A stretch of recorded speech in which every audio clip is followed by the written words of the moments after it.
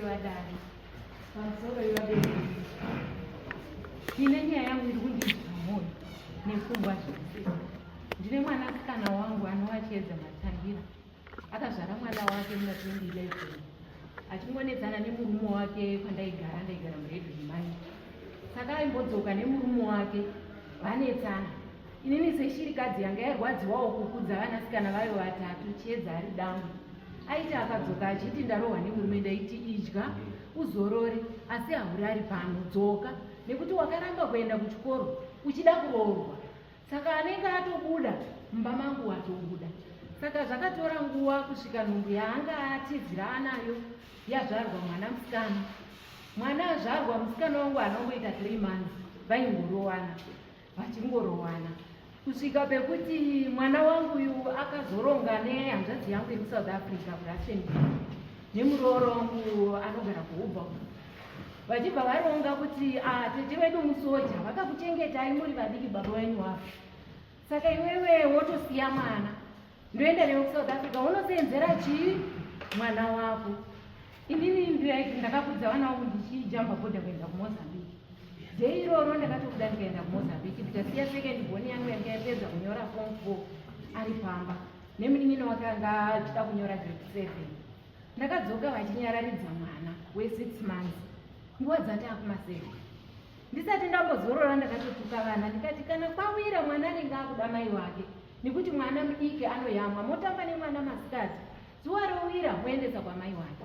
Musikana wangu namba 2 akatanga kuchema akati mama achiedza pamwe atonozviuraya, andisiyira mwana kuseni kuma7 nebhaketi remanapukeni akasvipa.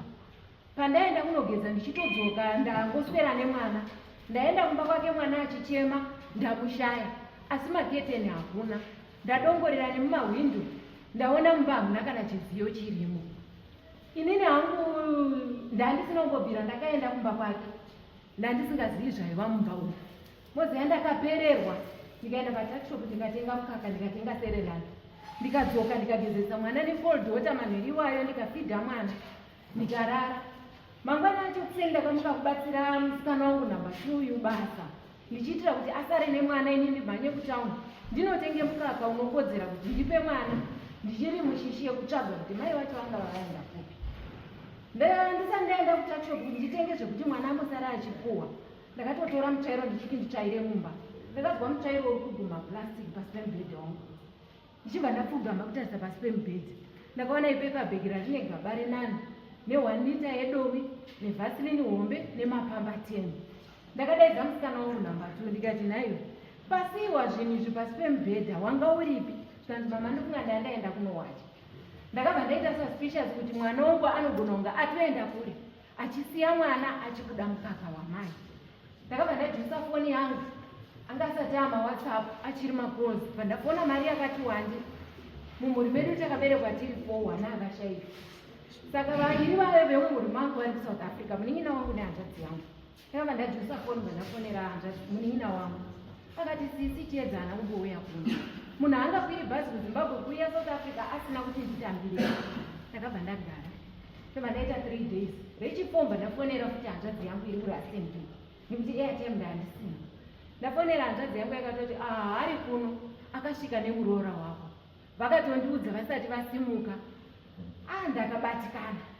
Handina kupedza vhiki 2 mukwasha mukurowana mukadzi achitiza angaenda kumba kwamai wake kudanga mvura. Akabva adzoka. Asvika kumba kwake achiona mumba musina zvinhu akatoenda kupolisi. Akandondimhangarira kuti ambuya wangu wapuhwa property yangu nekuti ndogune mwana, mukadzi wangu akatiza asi mwana una ambuya. Zveshuwa mupurisa akauya, haana kuya achindidaidza kuti ndiende ukembi. Mupurisa akati ndatumwa kuti madha uyu semukwasha wenyu arida kutora zvidziyo zvake zviri mumba menyu. Ndakatoudza ofisi aiwa ndikati ofisi, mumwoyo mangu mune kuwira, ndiri kunyararidza mwana kurara ndakagara, mwana we6 months. Mukwasha mumba mangu hamuna kana zvinhu zvenyu, nekuti hembe dzemwana dzekutochinja dzakazouya nasahwira wemwana wangu. Kwatopera mazuva 3 achiti ndakadzi wozoendesa wameka shuwa kuti ndakrosa bhodhi. Ndawa mai wangu vangazonditeera vakandibatanisa ndaenda kure. Saka mukwasha akabva atobva pamba pangu nemupurisa. Mupurisa ndiye akatoti mutauriro uri kuita mai ava zveshuwa mumba mavo hamuna zvinhu shamwari. Iwewe tabva kuti mukadzi wako zvinhu akaisipi. mukwasha wangu akaenda, mupurisa akaenda. Ndakagara kwenguva ndofunga 8 months 9 months 10 months, mwana acho ane gore nezvimwe. Mumbana wangu akadzoka hake akadzokerana nemurume wake. Vakazouya pangu pamba patane 2 weeks, asi ndandazvinzwa kuti akauya. Vauya ndakangomuudza mukwasha kuti handisi kuda kumbotaura nemi, ndoda kuti ubvunze mukadzi wako kuti zvaakasiya mwana pano akataura neni here. Mukwasha akati mama, kukanganisa, akandiudza kuti haana kutaura nemi. Ndikati iwewe chiudza mukadzi wako kuti zvaukaine kupurisa uchitsvaga zvinhu zvako, bvunza mukadzi wako kuti zvinhu zvako akapa inini here. Zvanzi mama, ndakamubvunza. Akati akatengesa kuti awane mari yebhazi nekuti anga asina pasipoti mwana wangu, saka aida mari yebhazi neyekuti pabhodhi akwanise kupfudzwa nino mabhazi. So ndakavaudza kuti mwana wenyu wane gore ne7, mwana ndakasirwa ane 6 months. Mukwasha taisangana mukomboni, ndakabereka mwana wako kumusana, hauna kubvira wakandipa towi, hauna kundipa dimbu resipu. Ndaitokurosa bhodha kuenda kuchimoyo nemuzukuru kumusana, nebhegi rine flaski rine mukaka nechifiding bhotoro nezvekuchinja mwana. So ndagara, vakabva vagarisana, inini ndandatsvaga chiruzevha changu pamuchena. Yes, the background is okay, taizwa pazvakatangira nechii, but the issue according to pauirenyu paSamuel, muti wari kuda kutora mwana nechisimba waakasiya aine 6 months, ndizvo. So issue yenyu inenge ichiti imi muri mbweru hawabereki, wabereki waripo. Wangu musikana ndiye aripo, baba wacho vazoenda kumba kwavo kudanga mvura, vakazoenda neno zvavakaita, vakatizawo kuenda kuSaudi, vakazoshaika, vakabayiwa nebanga, vakauya Ndati wenyu mwana musikana ari? Wangu mwana musikana akaroorwa kuPremier. So saka arikuda kutora mwana ndiani? Musikana wangu akazotanga kuti 2023 muzukuru ndinaye. Muzukuru akatanga kutiza pamba, kutakura mabhegi achiisa musango, haana kwaanoenda, anoenda mumasahwiri angoti gogo wangu wabuda, saka ndauya kusara kuno. Pandinozotsvaga mwana, ndati anoda kukutorerei mwana ndiani? ndibaba mukuru wemwana uyu, weimba yekwababa mukuru. Akatouya kumba kwangu, infact hasi akatanga kuuya. Mumbana wangu akauya January 2024.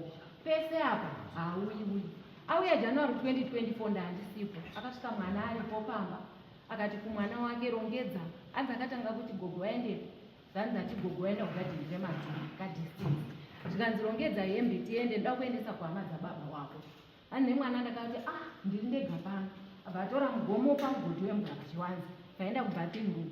Anzi andati gogo wakiya dhoo, zvikanzi tora hembe dziri pawaya dzakaoma. Anzi atora hembe nebhaketi, ndikapinda mubathing room ndobhatiza. Saka ndakazodzoka hangu kubva kwandaenda, mwana asati adzoka, mwana abva ataura. Ndobva ndagara, musikana wangu haana kumutsvaga, iye haana kutaura neni, haana kunditsvaga. July same year kwakauya baba mukuru.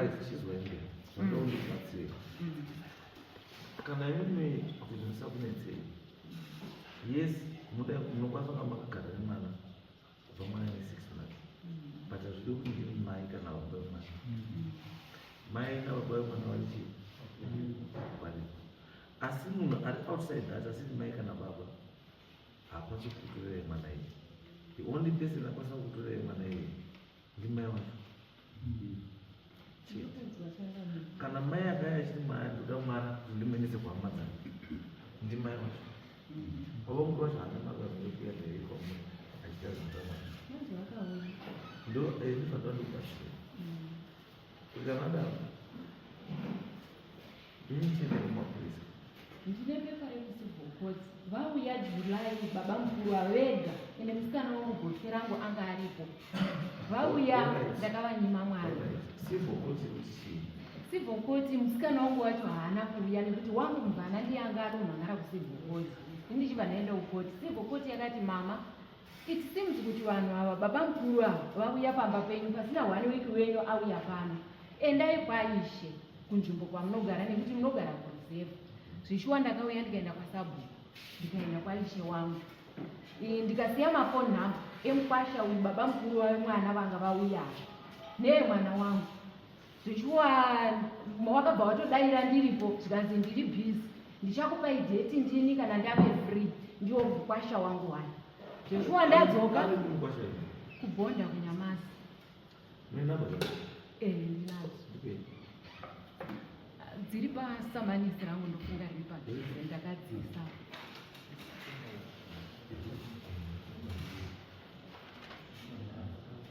inini ndadzoka kumba nemwana vadayira ishe kuti ndichakupai zuwa ndini ndoidzi dzina 77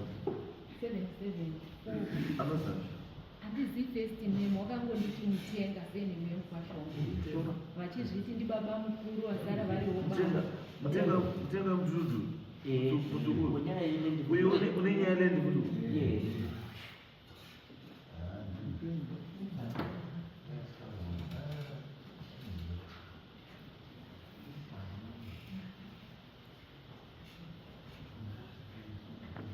musikana chakaita sedosipo kuti iyari yekompleni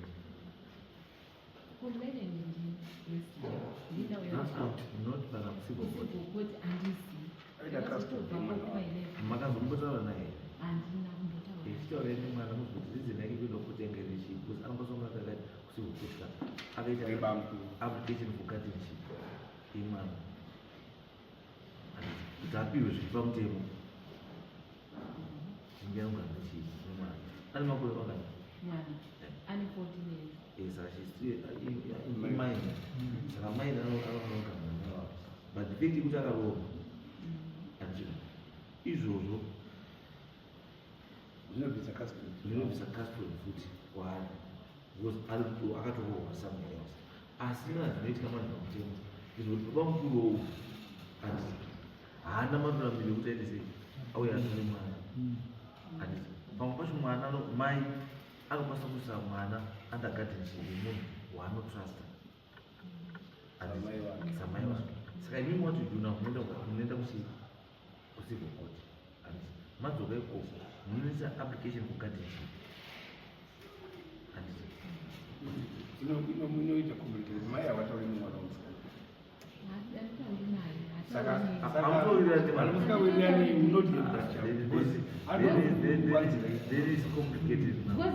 kubva january wauya tidaubva mwana wake last year akataura neni mari mwezi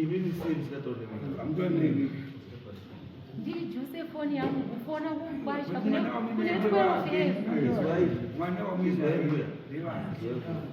chakashata isusukuya tokutaura chakashata chakashata tokutaura chakanaka tokutaura chakanaka nemutemo tokubatsirai kuti mutemo unoti zvakati apaita iso ati mwana wenyu munhu wamutaura nezvake mwana wake kwamuri ini mwana uyu muzukuru pachivanhu mwana uyu anozotowakura ndio panobhadharwa marezwa kwamuri but imi mamukwanisa kumira pamberi pedare muchiti mwana uyu ndini haendi simbairaramo pamusoro chakabiri inini chandiudza pana namuya kuti mwana ndinomuda chaakundirwadza ndechekuti iye akaenda kusivhokoti kukoti haana kuuya ini ndakagara kumba ndikubhadhara fizi ndichitenga manidzi emwana mwana uri kuchikoro vaakuuya kuchikoro baba mukuru newangu mukunda vachiunzira mwana womachikenyeri wobva waudza mwana kuti usanotaura kumba last week but 1 zvikoro zvakuda kutonovhara ndakatoona uniform yakananikwa pawaya nyowani yavauya vakatenga vakati mwana usanotaura kumba anga akatoiviga sketi iri kuseri kweimwe ari kutenga ndiani ndibaba mukuru baba mukuru ane right yekuzviita but anomakuita zvepamutemo because akatotonga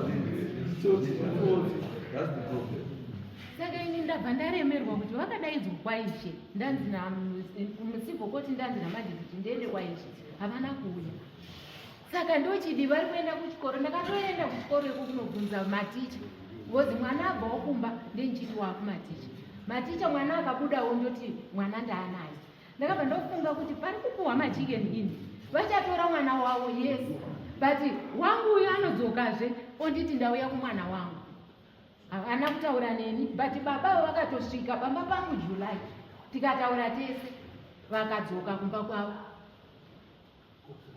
Ndopo waitotaurira maticha mwana ndauya naye. Aitozi mwana ari kuti vaitokutaura naye deputy head kuti mainini wangu ndakawapa mari kuti wafambise kunomhangara kucivil court kuti wakwanise kupuwa mwana wandipe mwana wemunin'ino wangu ndindasara ndiri baba kudzinza kwedu but munouya paground. Yes, inini handina hama, baba wangu wakabva kuZambia vega, but vana ava vane hama dzavo dzababa wavo. Inini mwana ndachengeta chiuyai paground moti respect yavo because ndakatotadza kuita zveupenyu hwangu from 6 months to 14 years. It's not a joke. Vakabvisa $200 ekuzivisa vakaroora. But if you can't raise a kind of thing, Moro can communicate with anyone who if you can't communicate with anyone you can't communicate with Papa who work as but I win. Issue one, and it was Muscaman. I'm going to put up another one to see one. Baba, you can't break that. I see him in a manner with any of Manam. It's a good way to Alvaro Karakupi, Skashka 18 years, and Dimamina Pesa. Avanu challenge a custody. He and them and a custody from them. The Envoy at Garanimana. But the army, Munavaro, the Naman and the next best person, and said, man, is Jimmy. As about we are access in the money. Cannot give the holiday, cannot know thing I hate it. But you know, this triangle there communication, but the enemy can continue to keep that care as not to. It's always man, as a woman got the man for Obama, I don't believe it. It's like a communication. I'm telling you, say, right, it's okay. See, that's it. Manawini, that's it. How will you promote it? Ndiye mtu azakata ndo. Baadaye mtagamusikana panogara kuja. Akaita na kwa mambo mtazena hivyo. Wazama ya dola. Ndio kibisa pambele na mambo pada ya ndege. Ila bado tuzamu kama choko baadaye. Wewe mshakuta kwa sababu kile ngezi yesu kukutana hapo. Ndio chimsa mtaoni. Tuda tunaita kumba. Anobata kanzela ya kumba to kanzela to batsirana kumba. Aisi kote sisi famu. It's no longer a good thing. Church is a batsirana kuti maini mwana mtoga. Muoni sana kuti chimchi base. For the child. Kata utano to maini tete chini mwana. Mai uchingeta chini. Mwana. Kuzo kuti wekoba urubei. Mwana ndio wa kuda kubashi. Wakachengetiwa na mai. Kana ibiri yayi mtenga anouya andi uri kuuya woda kuba mwana unoba mwana asiri wako ndiyo mningina unosungwa unoba wabudhakita chii mwana inenge ndiriboza iyo saka ini ndizvo sei nhamba yakwana inyama ndimusikana ndikuzodhirana andi my question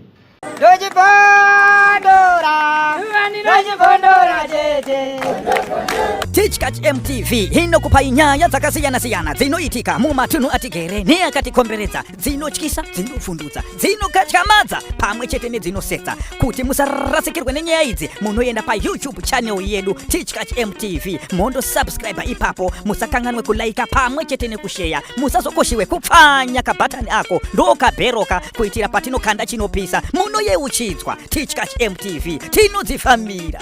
Dojibondora, dojibondora jeje.